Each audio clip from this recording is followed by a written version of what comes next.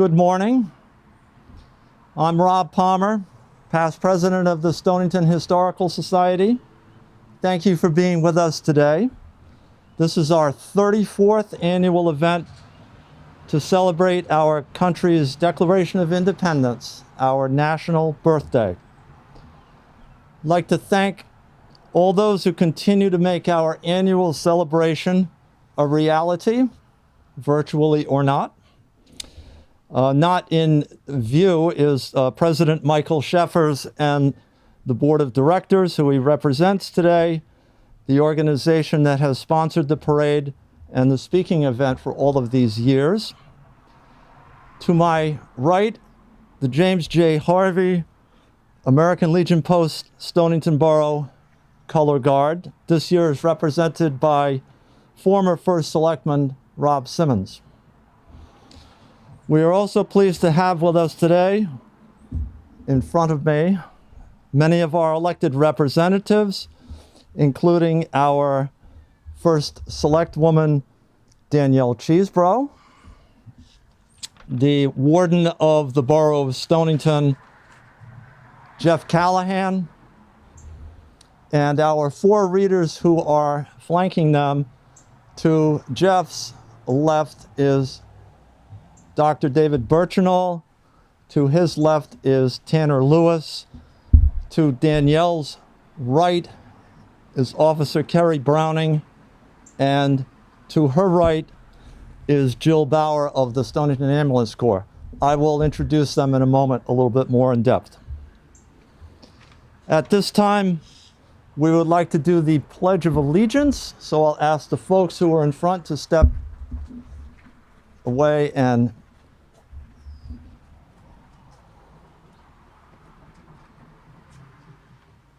I pledge allegiance to the flag of the United States of America and to the republic for which it stands, one nation, under God, indivisible, with liberty and justice for all. Thank you.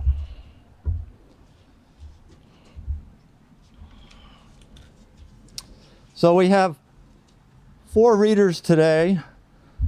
While the parade that we traditionally have in the borough is not appropriate or allowed this year, we can certainly maintain our tradition with the reading of the Declaration of Independence. Last year, it was the hardworking staff of the Stonington Historical Society who wowed us with their version. This year, it'll be read as is customary by four readers, invited to do so because of their contributions to the community during this pandemic crisis, a small portion of our essential workers that provided critical services during the past few months. So our first reading, or reader, will be Officer Kerry Browning. She is the newly assigned Stonington Police Youth Officer, like for 2 weeks. She has been on the force in Stonington since 2007. So you will recognize her because she is wearing a police uniform. Up second will be Tanner Lewis. Tanner is a produce specialist at the Stonington Big Y, actually in Mystic. He lives in Mystic. And I asked him how long he's been there, and he said he's been there 3.5 months. So, excuse me while I fix my mask. What that means is that he arrived just at about the time when the events were really unfolding here and things were shutting down. So he won't have a tale to tell you, but I'm sure his efforts at the Y are appreciated by many. Following Tanner will be Jill Bauer. Jill is a Stonington Ambulance Corps volunteer. She's an EMT, American Heart Association CPR and first aid instructor. She lives in the borough, previously owning a home in Lords Point. She and her husband have both been volunteer EMTs with the Ambulance Corps for 12 years. She will be reading third. Our fourth and final reader is Dr. David Birchinall. He is a borough resident. He is an internist and family practitioner. and he has been practicing for 33 years. So with that, what we'll do is I'm going to vacate the podium, and they will come up one at a time to read their portion. Now, as many of you know, you have a role as the audience.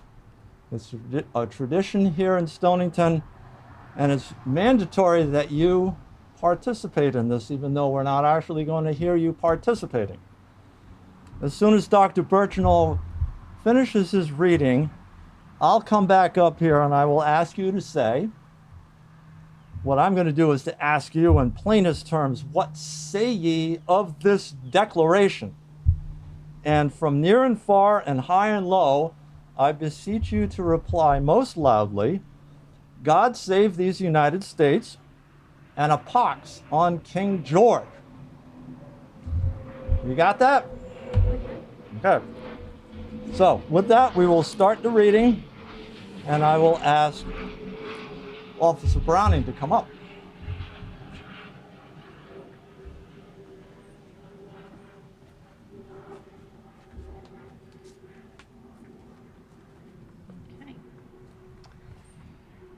In Congress, July 4th, 1776, a declaration by the representatives of the United States of America and General Congress assembled. When in the course of human events it becomes necessary for one people to dissolve the political bands which have connected them with one another, and to assume among the powers of the earth the separate and equal station to which the laws of nature and of nature's God entitle them, a decent respect to the opinions of mankind requires that they should declare the causes which impel them to the separation. We hold these truths to be self-evident, that all men are created equal, that they are endowed by their Creator with certain unalienable rights, that among these are life, liberty, and the pursuit of happiness, that to secure these rights, governments are instituted among men, deriving their just powers from the consent of the governed, that whenever any form of government becomes destructive of these ends, it is the right of the people to alter or to abolish it, and to institute new government, laying its foundation on such principles and organizing its powers in such form as to them shall seem most likely to affect their safety and happiness. Prudence indeed will dictate that governments long established should not be changed for light and transient causes, and accordingly all experience hath shewn that mankind are more disposed to suffer while evils are sufferable than to right themselves by abolishing the forms to which they are accustomed. But when a long train of abuses and usurpations, pursuing invariably the same object, evinces a design to reduce them under absolute despotism, it is their right, it is their duty, to throw off such government and to provide new guards for their future security. Such has been the patient sufferance of these colonies, and such is now the necessity which constrains them to alter their former systems of government. The history of the present King of Great Britain is a history of repeated injuries and usurpations, all having in direct object the establishment of an absolute tyranny over these states. To prove this, let facts be submitted to a candid world.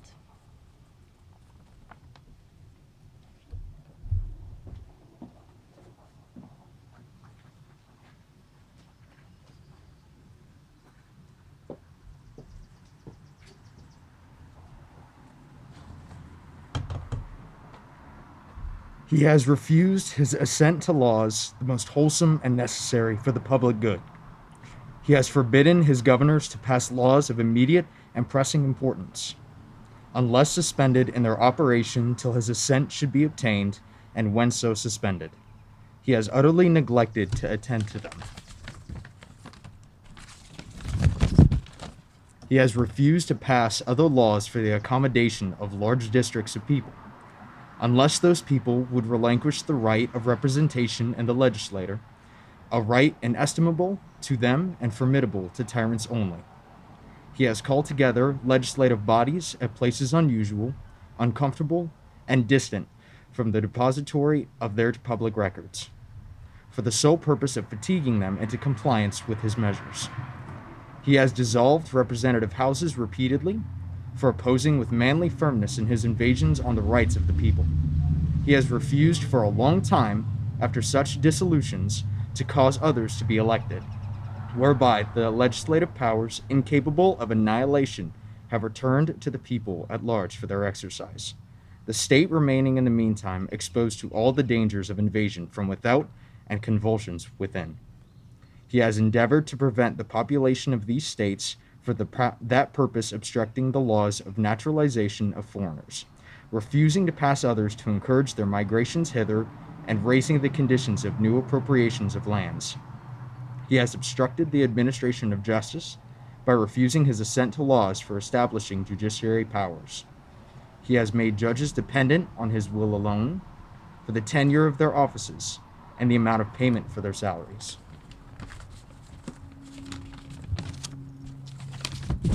He has erected a multitude of new offices and sent hither swarms of officers to harass our people and eat out their substance. He has kept among us in times of peace standing armies without the consent of our legislators.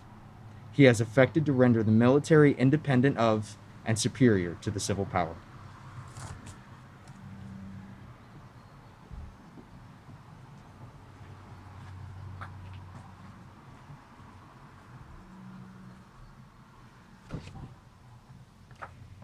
He has combined with others to subject us to a jurisdiction foreign to our Constitution and unacknowledged by our laws, giving his assent to the acts of pretended legislation, for quartering large bodies of armed troops among us, for protecting them by a mock trial from punishment for any murders which they should commit on the inhabitants of these states, for cutting off our trade with all parts of the world, for imposing taxes on us without our consent, for depriving us in many cases of the benefits of trial by jury, for transporting us beyond seas to be tried for pretended offenses, for abolishing the free system of English laws in a neighboring province, establishing therein an arbitrary government and enlarging its boundaries so as to render it at once an example and fit instrument for introducing the same absolute rule into these colonies, for taking away our charters, abolishing our most valuable laws, and altering fundamentally the forms of our governments, for suspending our own legislatures, declaring themselves invested with power to legislate for us in all cases whatsoever. He has abdicated government here by declaring us out of his protection and waging war against us.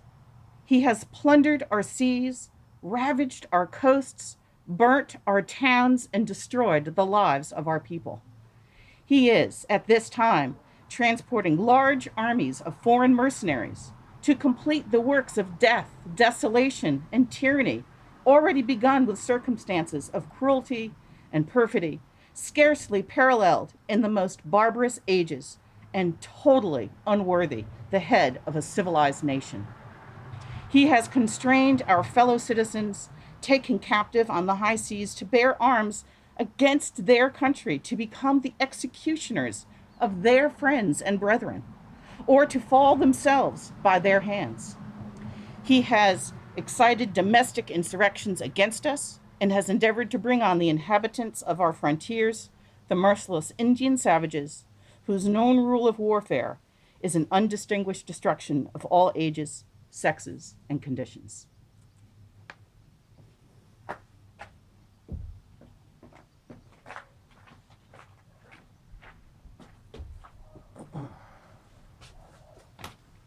In every stage of these oppressions, we have petitioned for redress in the most humble terms. Our repeated petitions have been answered only by repeated injury. A prince whose character is thus marked by every act which may define a tyrant is unfit to be a ruler of a free people. Nor have we been wanting in attentions to our British brethren. We have warned them from time to time of attempts by their legislature to extend an unwarrantable jurisdiction over us.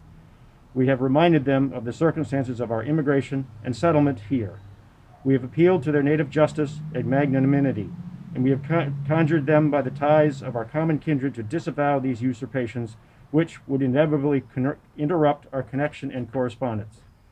They, too, have been deaf to the voice of justice and of consanguinity. We must therefore acquiesce in the necessity which denounces our separation, and hold them as we hold the rest of the mankind, enemies in war, in peace, friends.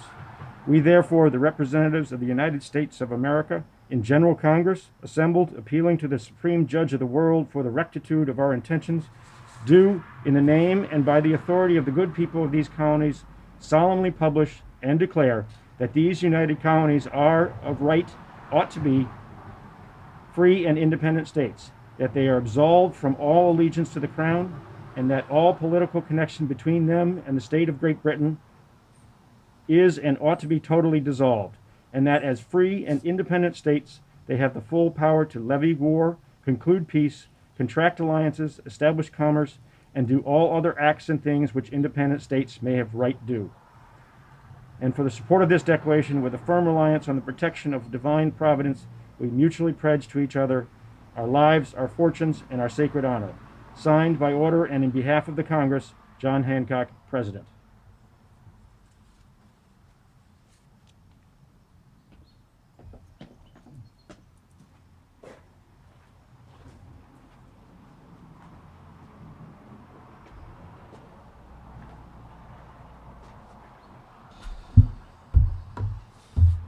Thank you, readers. And maybe we can offer the readers a round of applause for their efforts. Now I would ask all of you, what say ye of this declaration? God save these United States, and a pox on King George.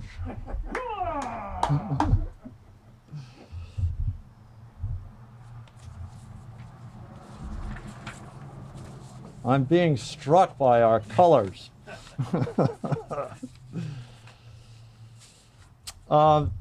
This has been filmed tonight, or today, and will be on tonight on SEC TV at 7 p.m.